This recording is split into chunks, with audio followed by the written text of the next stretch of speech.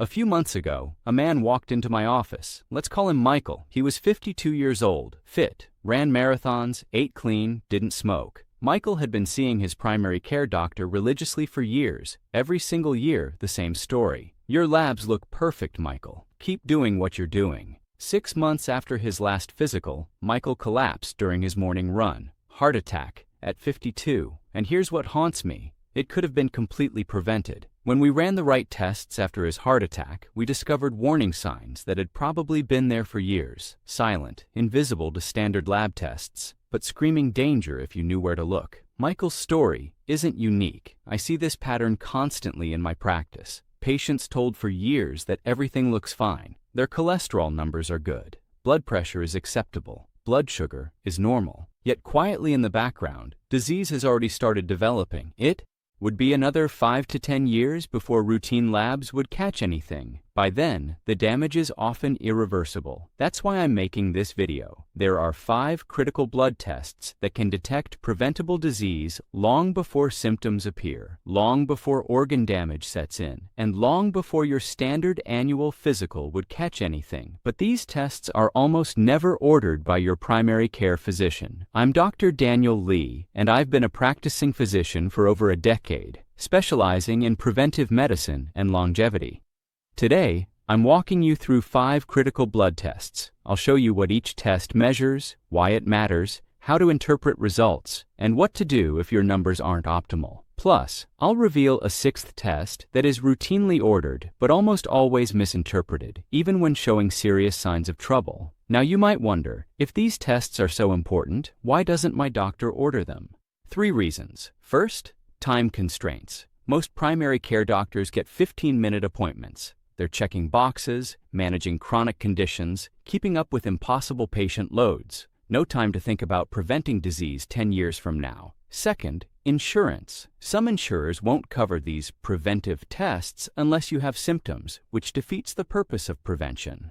Third, training gap. Medical education traditionally focused on treating disease, not preventing it years before it develops. I'm not criticizing doctors. The system is broken, not the people in it, but you can request these tests yourself. I'll show you exactly how, including what to say to your doctor and how to order them directly if needed. Let's start with one of the most important heart disease predictors most people have never heard of, lipoprotein A, or LPA. If I could only check one additional test beyond your standard lipid panel, this would be it. LPA is a fatty particle in your blood, similar to LDL, but far more dangerous.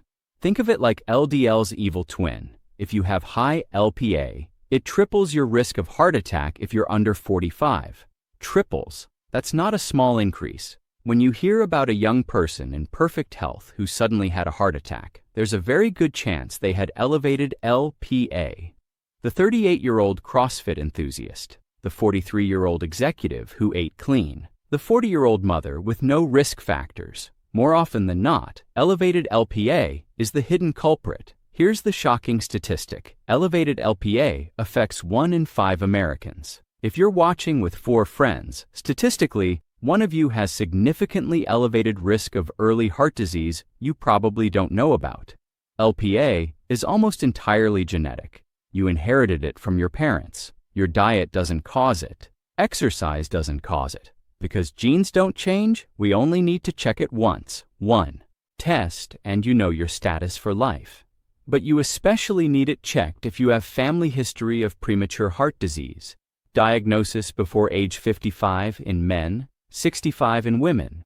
If your dad had a heart attack at 52, you need this test immediately. But even without family history, everyone should check it once because genetics skip generations. Why is LPA so problematic? It acts like a supercharged LDL particle. Like LDL, it carries cholesterol. But LPA is both pro-atherogenic and pro-thrombotic. It accelerates plaque formation in your arteries. It makes those plaques more likely to rupture. When plaques rupture, they cause blood clots. Blood clots cause heart attacks and strokes. So LPA attacks your cardiovascular system from 2 directions simultaneously. But there's more. LPA triggers inflammation throughout your arterial system. It causes calcium buildup in your aortic valve, leading to aortic stenosis, which causes heart problems including heart failure, This single particle wreaks havoc on your cardiovascular system in multiple ways. Here's the frustrating part. We don't have medication specifically approved to lower LPA. Diet changes don't work. Exercise has minimal effects. But multiple drugs in late-stage clinical trials have shown they can reduce LPA by 80 to 90%. Some may be approved in the next 2 to 3 years. Meanwhile, if you have elevated LPA, we take an aggressive approach to lowering your other cardiovascular risk factors. We get LDL cholesterol very low. We control blood pressure meticulously. We eliminate insulin resistance. We reduce inflammation. Think of it this way. If you can't reduce one major risk factor, you need to eliminate all the others. Most labs can run this test. Cost is $50 to $100 out of pocket, increasingly covered by insurance with the right diagnosis code. If your doctor won't order it, you can order it yourself through Quest or LabCorp. Speaking of LDL, that brings us to our next critical test. Your annual physical includes a lipid panel checking LDL cholesterol. If it's under 100, your doctor says, "Great job, see you next year." But LDL only tells part of the story. I've had patients with perfect LDL who still had severe atherosclerosis. The missing piece is apolipoprotein B, or ApoB. Here's the biology lesson that changes everything. LDL is just one type of cholesterol-carrying particle. There's also VLDL, very low-density lipoprotein, and IDL, intermediate density lipoprotein. All three cause atherosclerosis. So you could have normal LDL, but elevated VLDL or IDL, putting you at high risk. Standard lipid panels don't count those particles. This is where ApoB becomes critical. Every cholesterol-carrying particle, LDL, VLDL, or IDL, has exactly one ApoB molecule attached.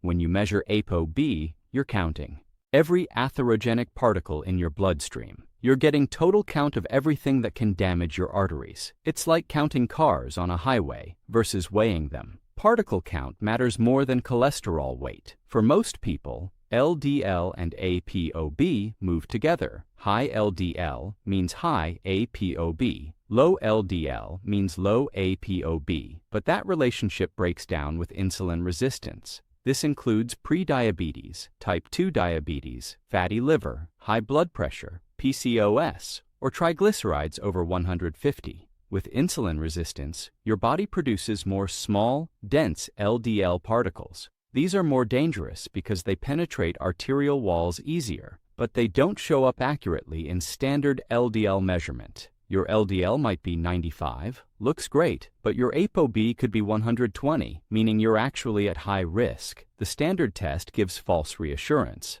My recommendations differ from standard medicine. We're taught to use the 10-year ASCVD risk calculator. But plaque doesn't develop over 10-year windows. It develops over decades. We see atherosclerosis in teenagers and 20s. Small fatty streaks begin appearing. Over decades, those slowly transform into plaques. For most people, this culminates in a heart attack in their 60s or 70s, after 40 years of accumulation. Relying on 10-year risk assessment is like jumping out of an airplane and not deploying your parachute until 500 feet from the ground. By the time the 10-year calculator signals danger, you've spent decades laying down plaque. It's much harder to reverse at that point. We need to intervene much earlier. For longevity patients, I target ApoB below 60 milligrams per deciliter, below the 5th percentile of the population. This is where we see dramatic reductions in lifetime cardiovascular events. Yes, it's aggressive. Yes, it might require medication. But when you're thinking about living healthfully, into your 80s and 90s, this aggressive prevention matters. This test costs $40 to $80 without insurance, increasingly covered. Just ask for a apolipoprotein B or ApoB test. If your doctor pushes back, mention metabolic concerns or family history. Most will order if you ask directly. The first two tests focused on cholesterol particles. This next test reveals a completely different cardiovascular risk, and it's a risk factor for heart attacks, strokes, and dementia. It's called homocysteine. Best part? If elevated, it's easily treatable with simple B vitamins. Homocysteine is an amino acid, a natural byproduct of protein metabolism. Everyone has some. That's normal. Problems occur when levels get too high. Elevated homocysteine is an independent risk factor for cardiovascular disease. Even if your cholesterol is perfect, blood pressure great, every other marker fantastic, high homocysteine still increases risk significantly. It damages blood vessels directly and promotes inflammation. High homocysteine correlates strongly with heart attacks, strokes, and cognitive decline. I've had patients where every cardiovascular marker looked beautiful: ApoB low, blood pressure controlled, no diabetes, regular exercise. But homocysteine at 18 or 20 still at significant risk.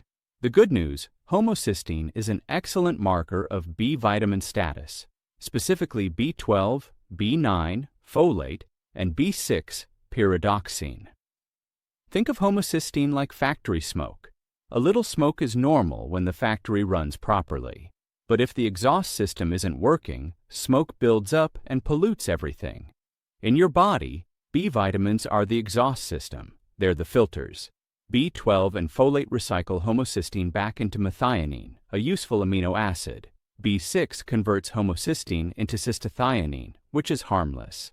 These vitamins transform potentially harmful byproducts into something beneficial. But when you're deficient in B vitamins, homocysteine accumulates. The smoke builds up because filters aren't working. Some people have a genetic variation in the MTHFR gene affecting folate processing, which affects homocysteine metabolism. If you have certain MTHFR variations, regular B vitamins might not work efficiently. I frequently order MTHFR testing alongside homocysteine to guide therapy. If someone has an MTHFR mutation, I recommend methylated forms of B vitamins, methylcobalamin instead of regular B12, methylfolate instead of folic acid. These bypass the genetic bottleneck. This is why some people take B vitamins religiously and their homocysteine doesn't budge. They're taking the wrong form for their genetics. MTHFR deserves its own video. Let me know in comments if you want me to dive deeper. Most labs say normal is under 15 micromoles per liter for optimal cardiovascular and brain health. I recommend below 10. For patients with existing risk factors, even lower, below 8 or 7. Normal ranges vary by lab, age, and sex, so check your specific reference range.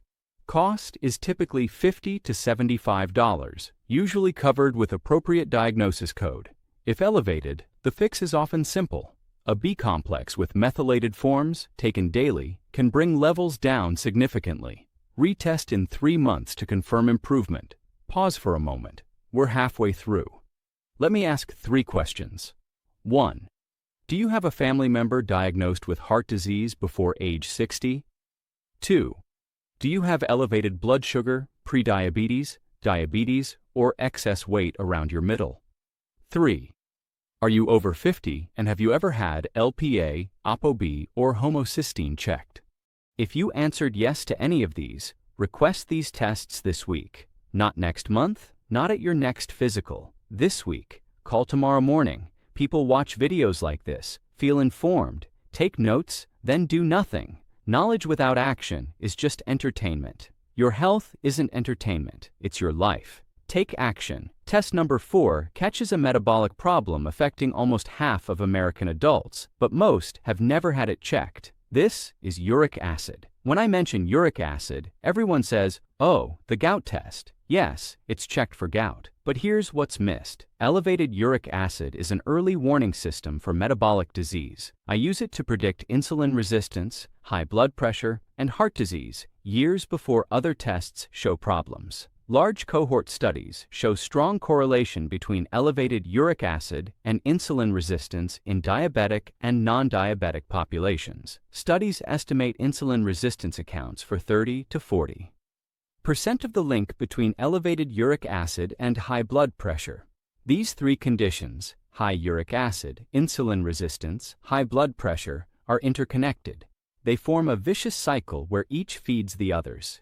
Breaking this cycle early is crucial. If you're perfectly healthy, check it annually. This gives you a trend line. Small increases year over year signal something shifting metabolically, even if everything else looks normal. Check it every 3 to 6 months if you have any insulin resistance, prediabetes, diabetes, high blood pressure, fatty liver, or metabolic syndrome. I often see uric acid creeping up 1 to 2 years before hemoglobin A1C or fasting glucose rises. That early signal gives you a window to intervene. Here's the controversial part. Most labs say normal is under 7 milligrams per deciliter. If your uric acid is 6.8, there's no flag, no warning. But that 7 milligrams per deciliter threshold is based on gout risk, not metabolic health.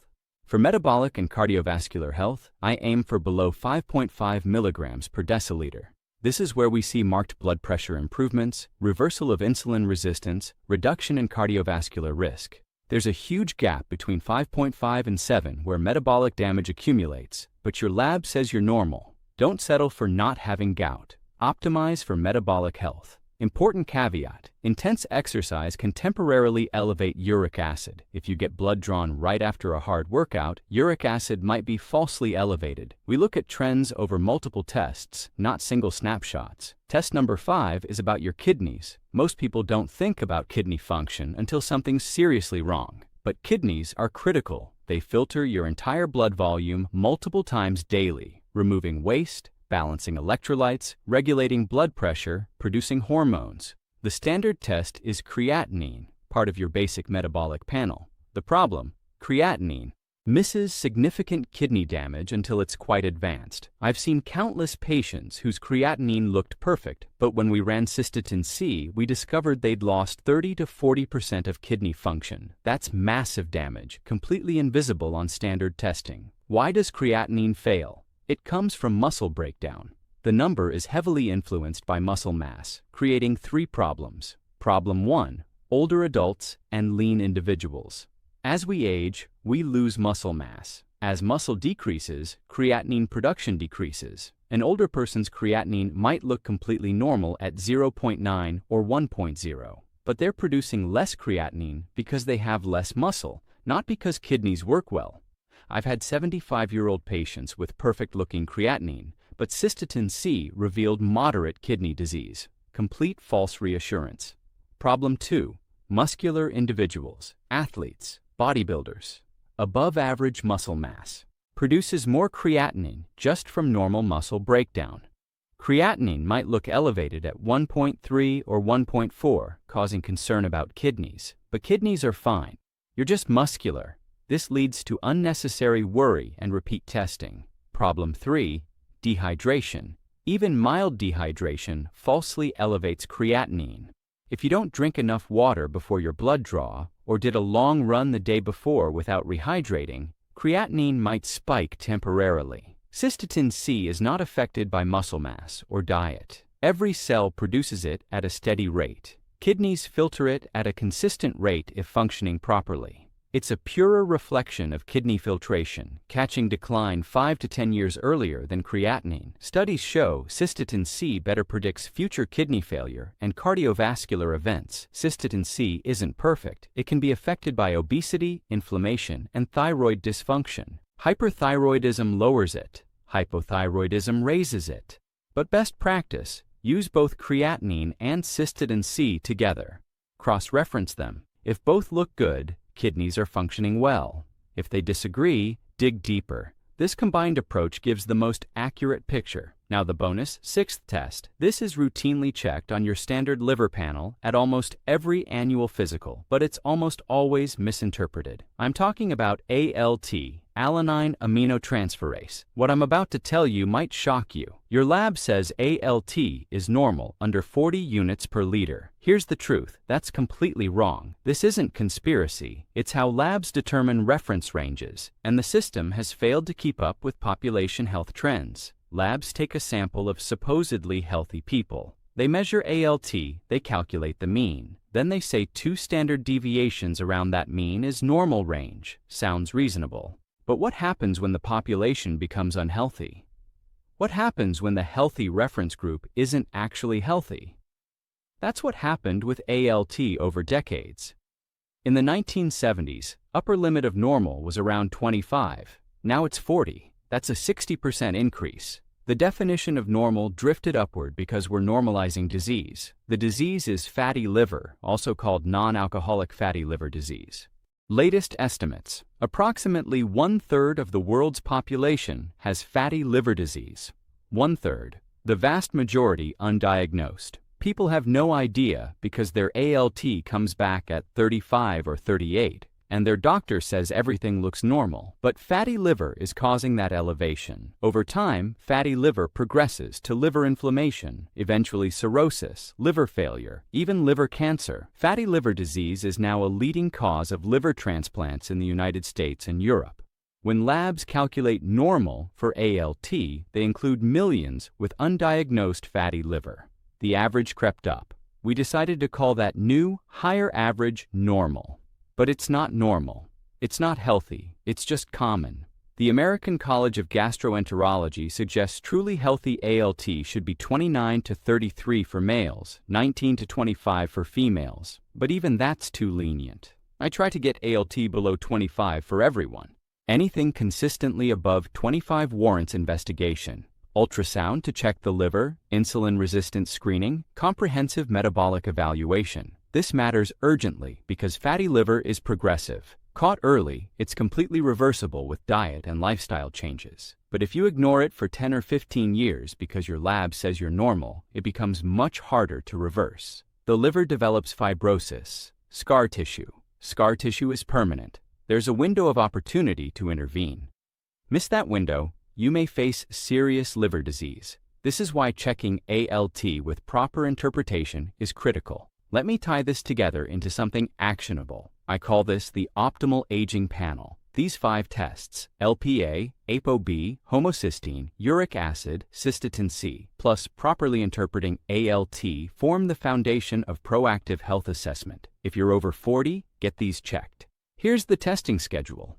LPA is one time. Check it once in your lifetime because it's genetic. The only exception, if it's elevated and you eventually start treatment, then check it periodically to track response. For ApoB, homocysteine, uric acid, cystatin C, and ALT, if results are optimal, check them annually. This creates a trend line over time. You can see if things slowly creep up even while still in good range, but if any results need improvement, check them every 3 to 6 months while actively working to improve them. These tests, combined with standard annual labs, give you a 360-degree view. Standard labs look at current disease. These additional tests look at future disease. That's the difference between reactive and proactive medicine.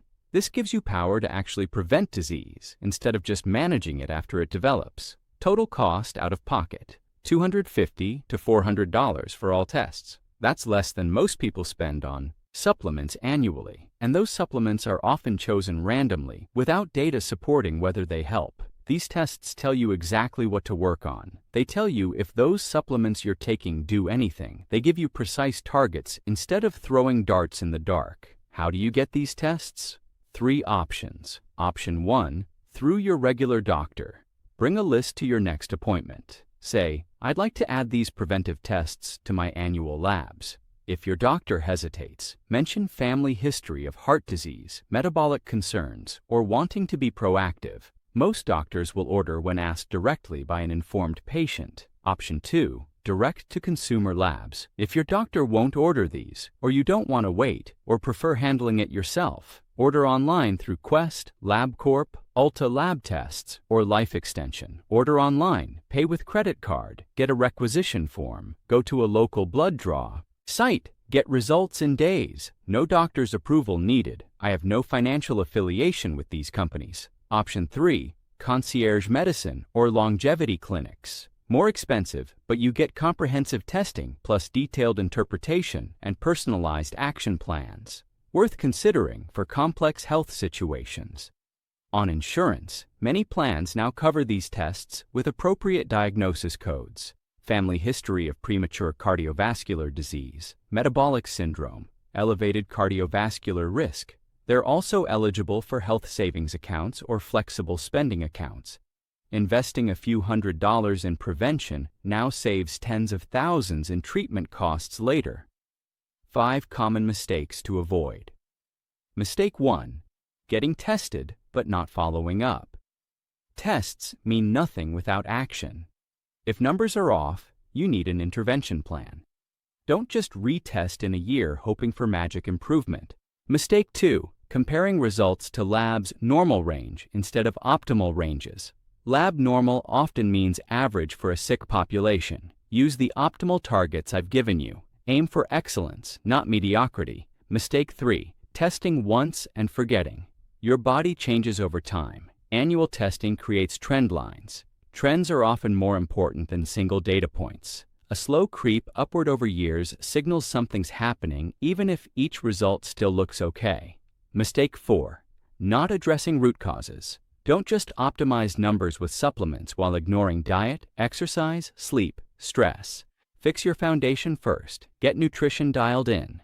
Exercise consistently. Manage stress. Sleep 7 to 8 hours nightly, then use targeted interventions if still needed. Lifestyle foundation comes first. Mistake 5. Ignoring results that don't fit the narrative you want. I've had patients argue with test results because they didn't want to accept what data showed. But I eat healthy, so my uric acid can't be high. Or, I'm not overweight, so I can't have a fatty liver. But biology doesn't care about self-image. Tests show what they show. Face reality, accept it, then fix it. Denial helps no one. Here's what I want you to remember.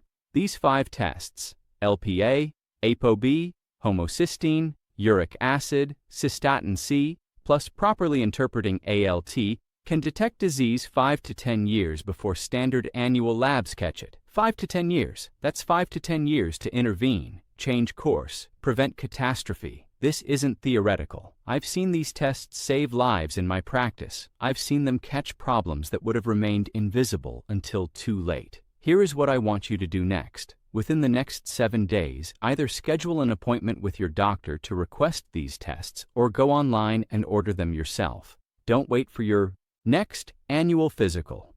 Don't wait for symptoms. Don't wait until something feels wrong. By the time you feel something, disease has often progressed significantly. Act now while you're healthy. I'm Dr. Daniel Lee, and I'll see you in the next video.